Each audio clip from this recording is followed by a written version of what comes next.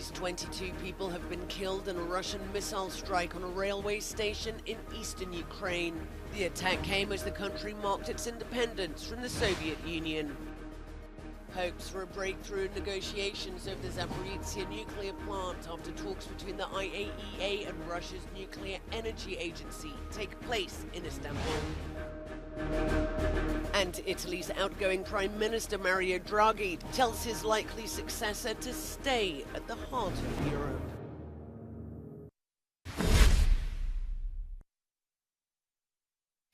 A Russian missile strike on a railway station caused more deaths and injuries as Ukraine marked its Independence Day. According to the President's office, at least 22 people were killed and dozens more were wounded. 4 train carriages were hit at Chaplin Station, a town which lies around 110 kilometres west of Donetsk in eastern Ukraine.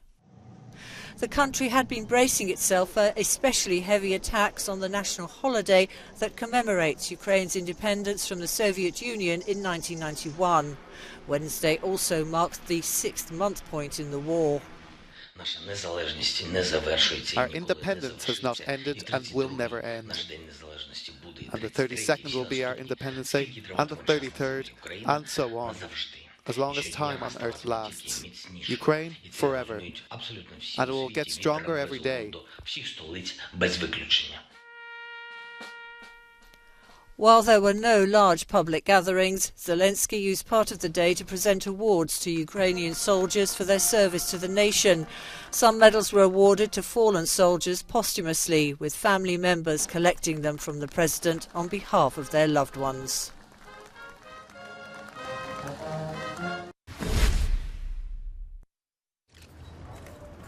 UK Prime Minister Boris Johnson has made a surprise visit to Kyiv, his 3rd since the war began. And he came with a big present, an additional delivery of drones and tracking missiles worth €64 million. And via Twitter, he launched a message to the Ukrainian people. Ukraine can and will win the war. Russia has expanded its grip on parts of Ukraine. When the war began, it occupied around 8% of Ukraine. Today, that figure is around 20%. So it's expanded its hold in the east. It's also taken very important territories in the south. However, Ukraine stands tall. Ukraine has proved very resilient, has managed to consolidate international support. And at present, there is still a strong sense amongst Ukrainians, at least, that they will ultimately win. So really, it's now emerged. It's really turning into a test of strength and resilience to see who will be able to hold out the longest. And more Western help combined with actions hampering Russia's economy could mean that Ukraine can hold out for longer. To this end, to mark Ukraine's independence, US President Joe Biden announced a package of support worth nearly €3 billion. This brings the total US aid to Ukraine since the war began to €13.5 billion.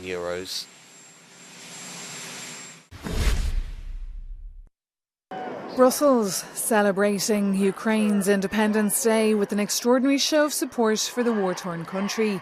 The famous mannequin Piss statue dressed in Ukraine's national colours, and a giant Ukrainian flag was flown in the heart of the historic city centre. 6 months on, Kyiv's ambassador to the EU says the bloc's support surprised Russia. I think it was a great miscalculation on part of Russia that EU is weak, EU is incapable. So EU proved its really possibility to stand together, to stand united, and to really to move forward. Europe has been on Ukraine's side from day one. It's taken unprecedented steps to help the country, including welcoming all refugees from Ukraine, providing financial and humanitarian aid, sending money for weapon supplies, banning state-run Russian media, and punishing Moscow with financial, banking and technological sanctions. A partial oil embargo too. And more support is on its way. There's a lot to do, but we can do it together. Europe is with you today and in the long run. Slava Ukrainian. But many EU member states are heading for a recession. Russia continuing to put the EU under pressure with growing energy prices, leaving many countries divided on how the EU should proceed.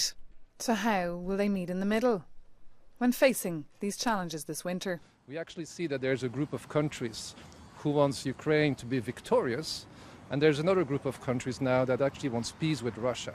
Now, these two objectives are substantially quite different, because if you want Ukraine to be victorious, that means you need to defeat Russia militarily, crush it economically, and you cannot make concessions with Moscow. Now, if you want peace with Russia, this is quite the opposite. It means you probably need to make concessions with Russia, or at least force Ukraine to make some concessions with Russia. But 6 months on, the war has already changed Europe significantly. One example being Sweden and Finland joining NATO. The other, starting the end of decades of a long dependency on Russian gas. Maeve McMahon, Euronews, Brussels.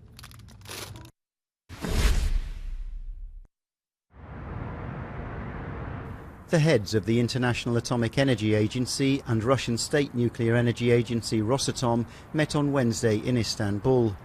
The developments come after UN demands that inspectors be allowed access to Ukraine's embattled Zaporizhzhia nuclear plant that's at present occupied by Russian forces.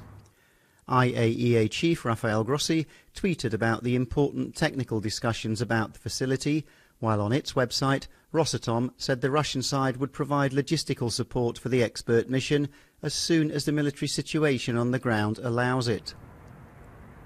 Russia and Ukraine accuse each other of shelling the plant, raising fears of a catastrophe. Russian forces have occupied Zaporizhzhia since March, shortly after the invasion of Ukraine began on February 24th, but attacks near the site have escalated in recent weeks. Ukrainian President Volodymyr Zelensky has proposed that Russia transfer control of the embattled plant to the IAEA, and that Moscow must unconditionally cease what Kyiv calls its nuclear blackmail by completely withdrawing from the site in southern Ukraine.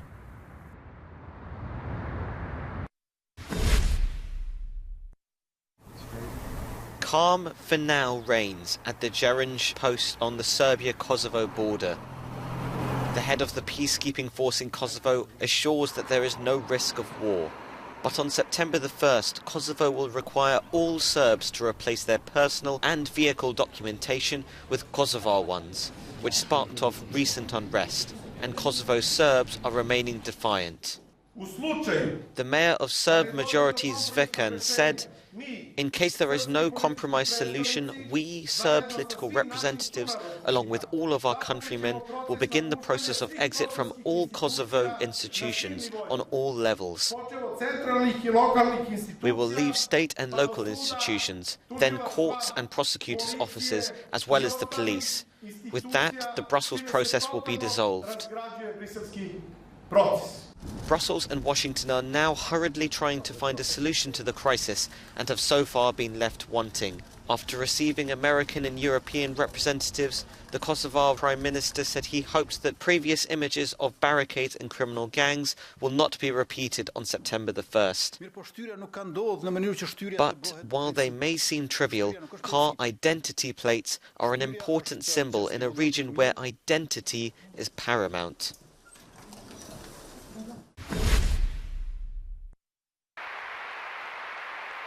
Italian Prime Minister Mario Draghi steps out onto the stage in Rimini in one of his last public appearances as leader. He says the country must remain at the heart of the European Union and not isolate itself, in an apparent warning to the centre-right alliance expected to win next month's election. From the autarkic illusions of the last century until recent sovereignist ideas that pushed to quit the Eurozone, I'd remember that Italy was never a strong country when it decided to stay alone. A Conservative bloc looks set to win a parliamentary majority and usher in a more Eurosceptic government. Draghi has urged parties vying to win to uphold reform commitments. The rules on the EU budget are not convincing, not transparent, not useful during a recession. The outgoing leader is not playing an active role in the election campaign, but has urged Italians to vote in large numbers. Draghi said, I am convinced that the next government, whatever color it is, will be able to overcome difficulties that appear insurmountable. Italy will make it this time too. E poi ha detto chiaramente che la consapevolezza di questa forza è ciò che li porterà avanti. Giorgia Orlandi, Euronews, Roma.